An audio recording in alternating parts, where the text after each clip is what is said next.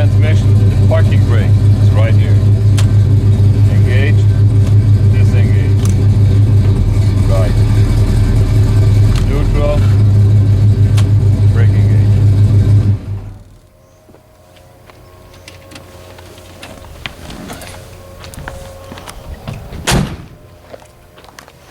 Go.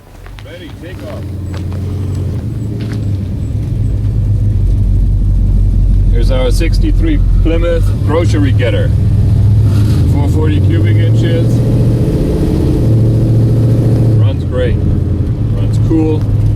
Air conditioning, radio, heat. Everything a man and his family could possibly want.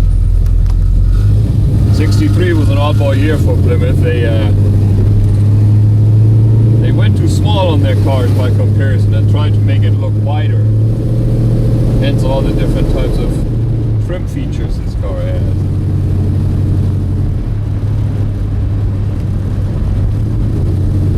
But it does have the push button automatic like some of the other cars had in the mid 50s to early 60s.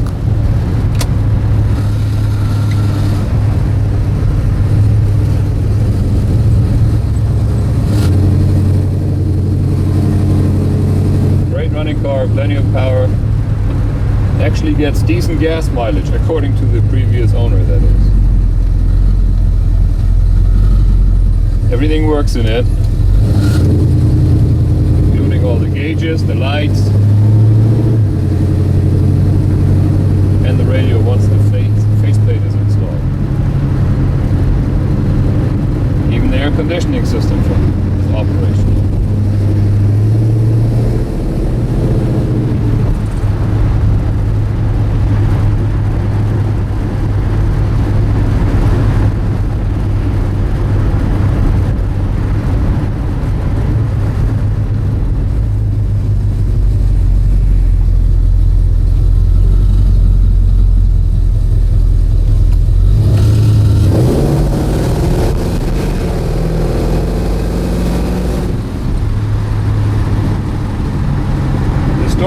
That in 1960, the CEO of Chrysler, Dodge, and Plymouth overheard a conversation that General Motors was going to build a new intermediate size car.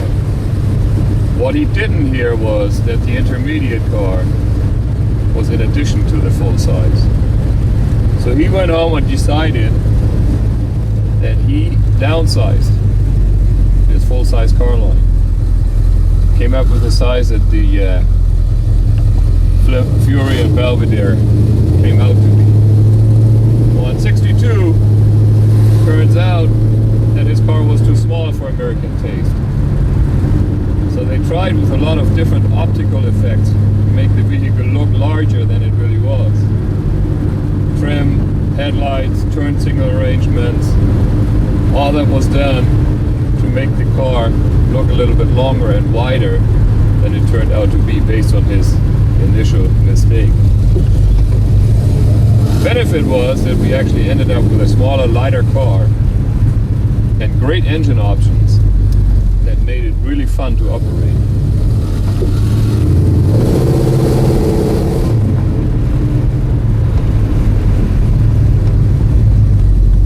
This actually, in a two-door sedan, would have been one of the vehicles that had a max wedge engine option available to it. This particular car had a 361 Commando, which was later replaced by a 440 and a little upgraded with carburetor, exhaust, probably a cam, better ignition. Turned out to be the almost perfect combination with disc brakes, power disc brakes that is, power steering, air conditioning, and a new heating system. All the push buttons here were refinished. Everything behind it, the plastic pieces were removed and it was turned into a better functioning unit by somebody who specializes in it. It has a few extra gauges installed you can't see up there by my left knee to watch over oil pressure and temperature. Other than that, this interior is bone stock.